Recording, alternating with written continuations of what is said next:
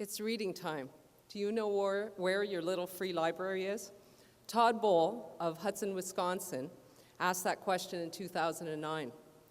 Todd is co-founder and executive director of Little Free Library, a Midwest-based nonprofit organization whose purpose is to promote literacy and the love of reading by building free neighborhood book exchanges. Bull has 3 decades of experience creating international programs in nursing, education, barter, innovative business models, teaching, and community education. As the creator of the first Little Free Library, he handles product development and management and has overseen the expansion of Little Free Library movement in all 50 states and more than 60 countries. There are over 15,000 free libraries worldwide, and District 6400 is proud to count ourselves in those numbers. Little Free Library has helped us connect locally in neighborhoods and have many conversations and participate in global literacy movement. Please join me in welcoming fellow Rotarian, Todd Bull.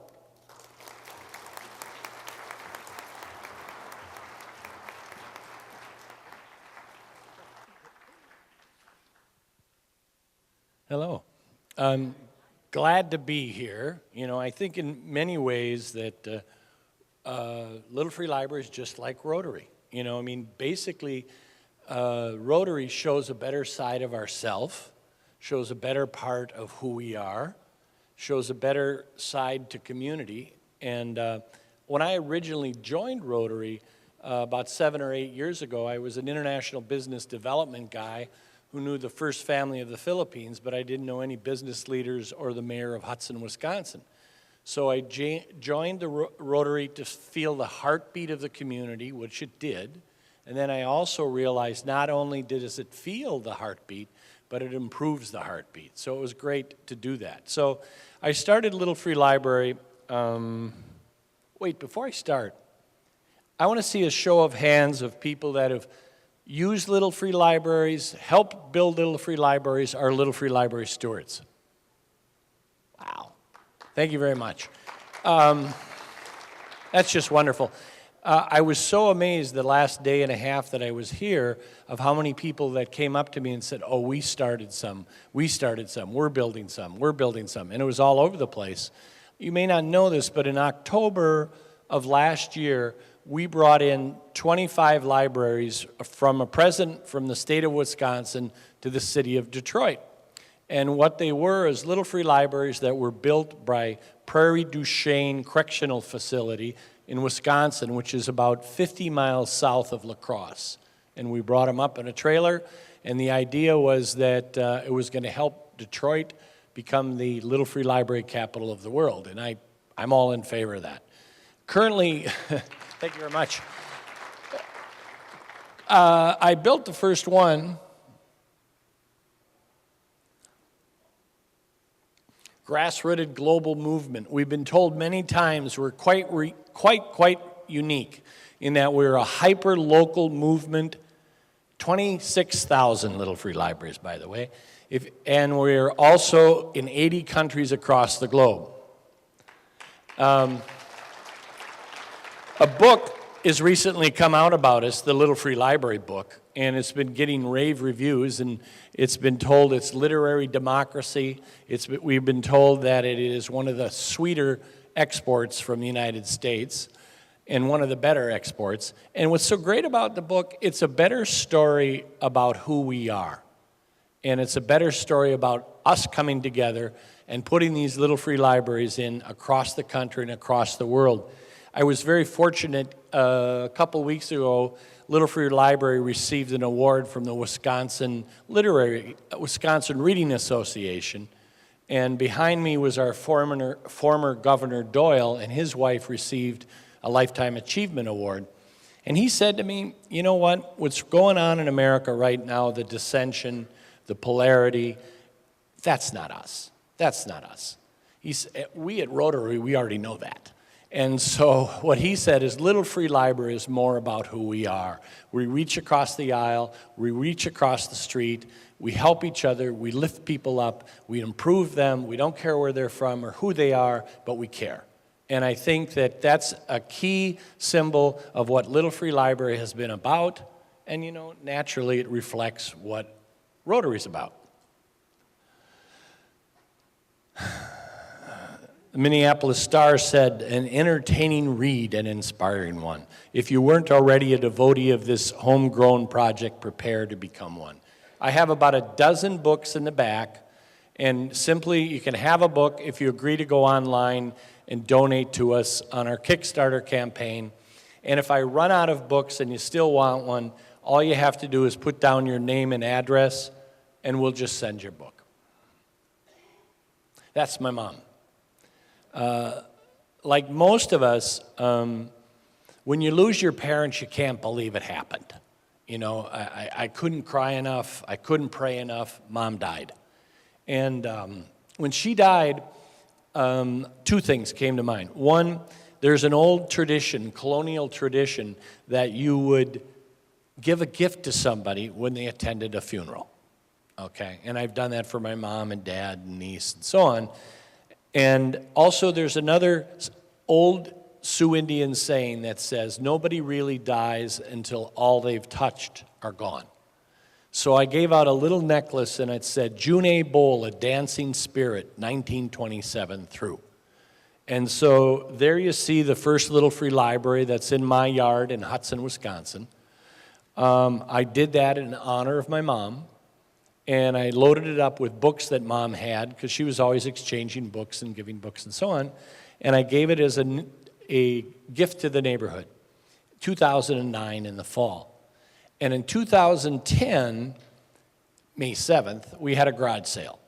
And we made $40.60. I tried to convince my wife to just give it to Goodwill, but she's convinced.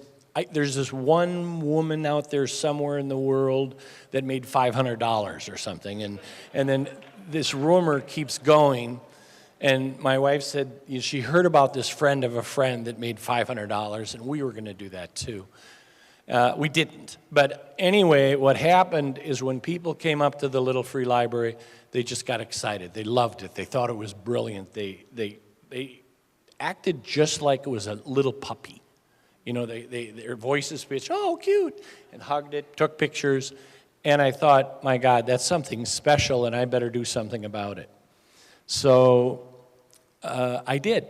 I started to give away Little Free Libraries throughout the state of Wisconsin, mainly in Madison. And eventually the media got a hold of us and found us to be an interesting story. Fast forward, we've been in the media over 11,000 times. We've been seen by, it's really crazy, but we've been seen by over 3 billion people. And we've been in Russian TV, Chinese TV, Japanese, Swedish, and all across America. One of the keys why people seem to love Little Free Library is we're constantly told, I've met more neighbors in the last 5 to 7 days than I have in 30 years. We're an immigrant couple. We don't know anybody. We've been here 3 years. We've had a library, and this weekend we've met everybody. And then another part is people typically who put up Little Free Libraries are passionate readers. And passionate readers tell me all the time, reading is my heart and soul, and Little Free Library is an extension of that. So people tell us all the time, it's an intimate exchange of knowledge between neighbors. We've been told it's a porch that extends all the way to the sidewalk. There we go. So we also find that it's really a primal need for community. We find that people want to get to know each other. People want to see each other. People want to feel comfortable with each other. You want to say something as simple as, hey, Bill, how's your cat? Is it feeling well today? Is it eating well? We want to feel comfortable with our neighbors. And we've been told that Little Free Library is just that, a way to feel comfortable with your neighbors. One of my favorite stories about a Little Free Library is I was at a Rotary presentation like this, and a man came up to me afterwards and he said, I understand Little Free Libraries. They're just like air conditioning. And I thought, well, tell me that. And so he said, look, I'm 60 years old, 60-something. He said, when I was a kid, We played on the sidewalk, we played on the steps, my parents read on the porch, my grandparents read on the porch, and we all knew each other. He said, then we got air conditioning. We went in the house, we shut the windows, we shut the doors, turned on the TV, the digital divide began, and it was all downhill from there. And he said, with Little Free Library in our neighborhood, we're talking again. It's taken over 50 years, but we're talking again. And I thought, that is about as sweet as it gets.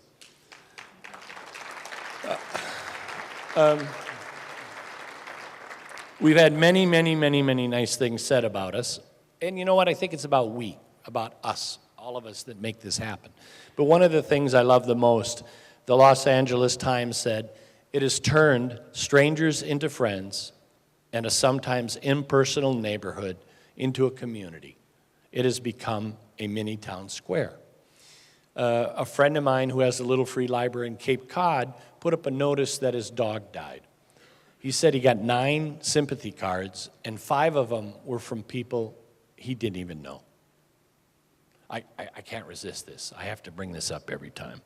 We were in 50 surprising reasons we love America. Bon Jovi, Bruce Springsteen, number 50. Michelle Obama, number 35. Bill Gates, 25. We right behind sliced bread, Little Free Library. That's cool. I figure to be at the heel of sliced bread is a good place to be. My mother, who's passed, and I did this in honor of her, the fact that we were in Oprah's magazine and we were compared in AARP magazine as revolutionary, similar to Oprah for literacy, that would have been it. My mother would have figured I was a great success because you don't know how many times growing up she would say, Oprah says, and then she'd explain whatever, and just because Oprah said it, that I was wrong. So,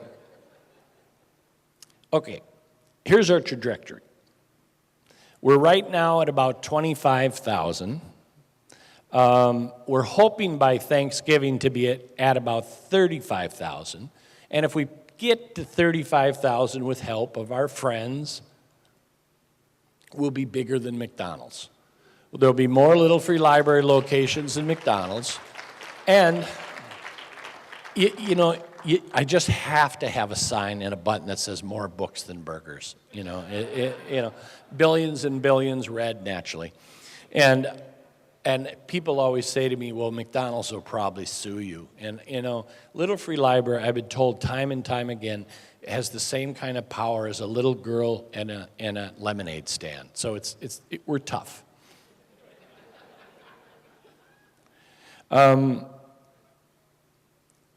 Conservatively, we go through 40 million books a year. That's just one book exchange per Little Free Library. And most of our stewards say, no. It's more like 250 million. But we go through that many books in 1 year. And several of our nonprofit friends, they say that a book is worth $10 on their $9.90, their government tax return. So we figure very conservatively the value of Little Free Library, a $1.5 million nonprofit, is over $400 million, because of all the books we exchange around the world. It's truly a social entrepreneurship movement that's making a difference.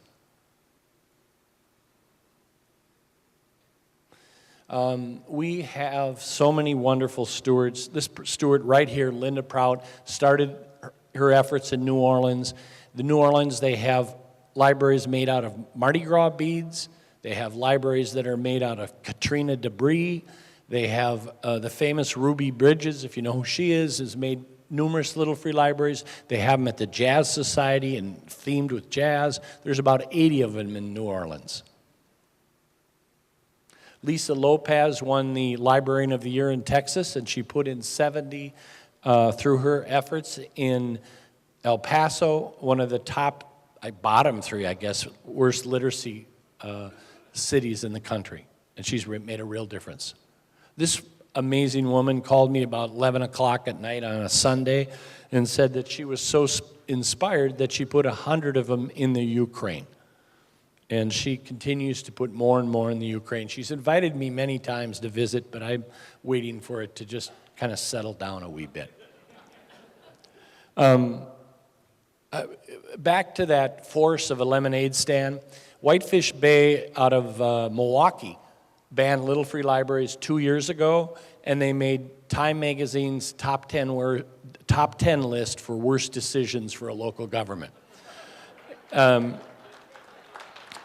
Spencer, I mean, how can you go up against this? A cute 9-year-old kid who loves to read. His mom's a reading teacher. Him and his grandpa made his mom a Little Free Library and gave it to him on Mother's Day. And the city banned it. And so the Kansas City Star called me and said, well, what do you think? I said, you guys are going to get it. You're going to get so nailed. And they were on National Public Radio, they were on CNN, they were on, Colbert called them, Glenn Beck called them. They were just inundated with media, and the city quickly realized that was a big mistake.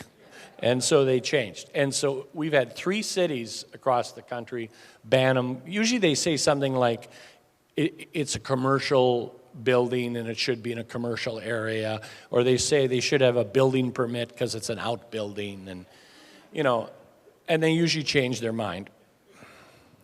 Now, this one I just adore. I just have to show you that. It's a sweater.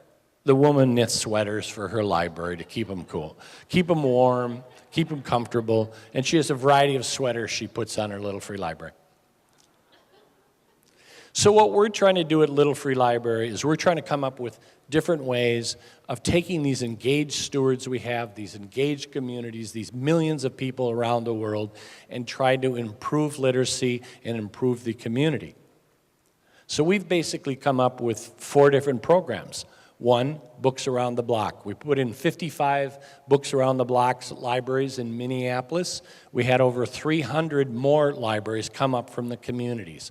When we plant seeds in a community, 25, 50, we know that a year later there's 300, 400, 500. Like Wisconsin's got 3,000, Minnesota has 3,000, and Michigan is climbing fast. And I'm sure by the end of next year, you'll have 3,000 to 4,000 across the state. Friends, through the years, we were sponsored by AARP. We basically would put Little Free Libraries in neighborhoods where there's isolated older adults, trying to bring them into the community.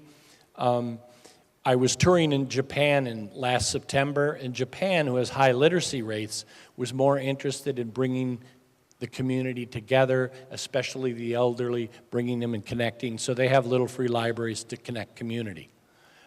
Small towns. There are 11,000 small towns across the country without libraries at all. And I said in 2013 in the Rotary magazine, if Rotary was to step up and take care of the small towns across America, it could be solved in a year, year and a half. On May 17th, our Hudson Rotary is building 41 kits from Little Free Library, sponsored by Luther Automotive, a dealership of about 30 dealers in the Twin Cities.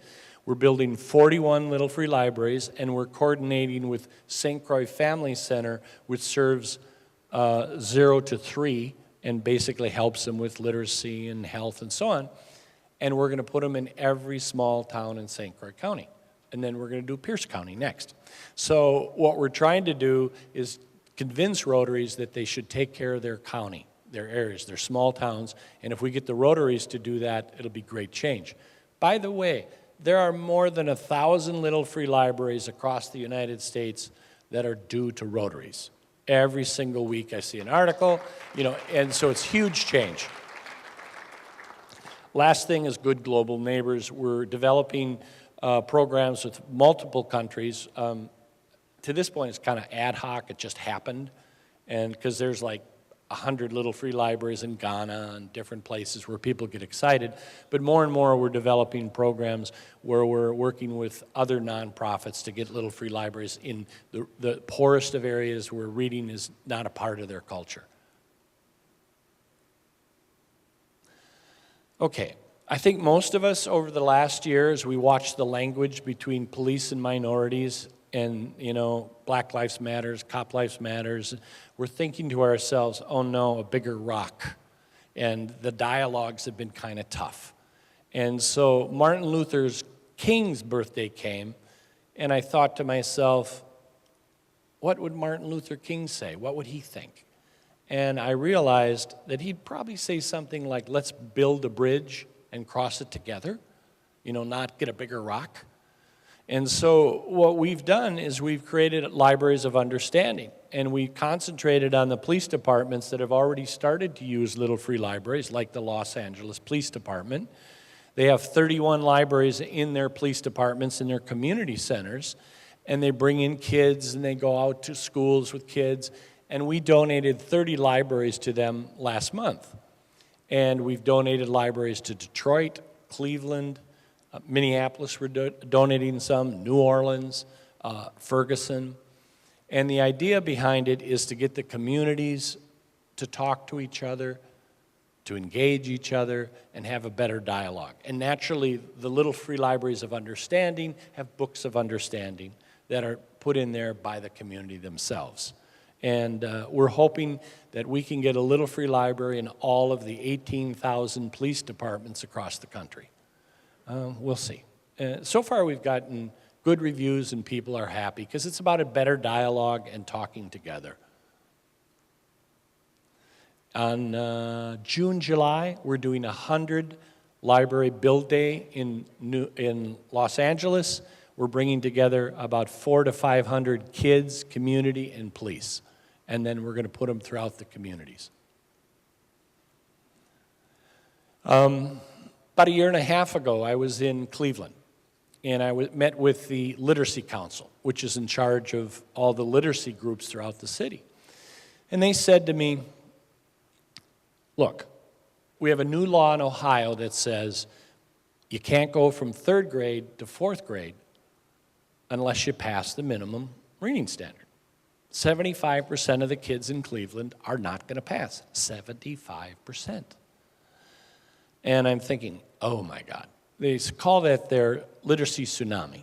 And it's very similar across the country in many, many rural and urban places. So I was thinking, how are we going to fix this? How are we going to fix this? And then I remembered in my past life, I had a scholarship company. I put nurses through grad school around the world. And what happened is I was in a room about this big in Bombay, India, and there was one nurse, 50 beds, many people. And I said to the nurse, how can you take care of all these people? And she said, I can't. I just cannot take care of them. We'll never have enough resources. We'll never have enough manpower. It will never work. But she said, see all these people by the patients? Those are friends, neighbors, loved ones, probably some Rotarians too. And they were there, and they are called watchers. And she said, I would teach them how to give vital signs, how to take care of the patient, and when there's an emergency, I'd come help. And she said, you would be surprised how well we do with neighbors to support. Flash forward back to Cleveland. Are we going to get more money from our government? Maybe a little. Are we going to get more people? Maybe few. And I realized that the only thing we really had was each other and neighbors. So literacy-friendly neighborhood is a movement where a few neighbors get together and say, I'm going to make sure that everybody reads and reads well in my neighborhood. Take care of your neighborhood. And so what we're doing is giving away 200 of these literacy-friendly neighborhood signs, okay? And then we're taking 10 ideas back, what people are doing in their communities to make a difference. And we've already got hundreds of them. And we're accumulating it, and then eventually we're going to show it to everybody with the idea that you'll have the tools, the understanding, and the reality of other neighbors across the world doing the same thing. And our sense is, look, we took care of electrification. We're doing well on polio and measles. Working together with literacy is easy because we've got millions and millions of teachers, all of us, that can make that difference. This is just some of the examples of literacy-friendly neighborhood ideas. What you reading? We have a What You Reading challenge. August last year, I was invited to a rock and roll party in the backyard of the Simpsons producer. How cool is that, you know? So I went to this rock and roll party, and in the morning, I had breakfast with a gentleman named David Finkel. He's the producer, writer of the New Girl show with Zooey Deschanel on Fox. Fox is a big fan of Little Free Libraries. They've partnered with us in a bunch of different ways. So David and I are talking. We're saying, it's so sad that there's been so much anti-intellectualism in this country for so long. Books are in the back of people's mind. And when we say hello, it's usually, hello, how are you? I'm fine. Da-da-da, da-da-da. Talk. So we said, how cool would it be if the greeting would be, hi, how are you? What you reading? So we have a What You Reading campaign, couple things. You may not know this, but 70% of all books are read by women girls. So we figured it out that any girl that goes on a date ever again in her life, the first thing she says to the guy is, what you reading? And if he does not have a good answer, he's not a good answer, right? So, and actually, stay tuned, we're working on an equal reads amendment for men where they have to, start reading more. And we're working on that. You'll see it eventually.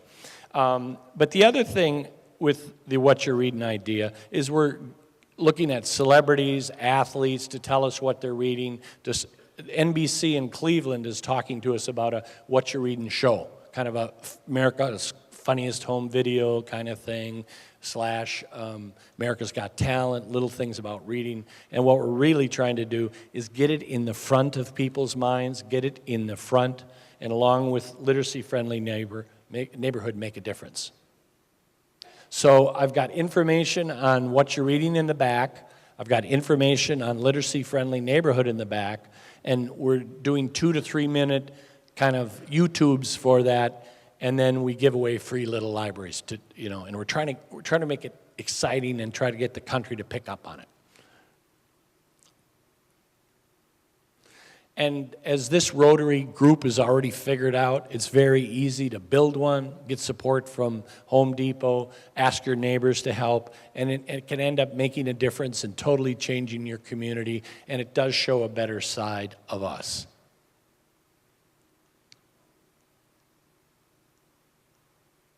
Little Free Library. Oh, and we're always looking for your stories. You can go to our website and tell us your story.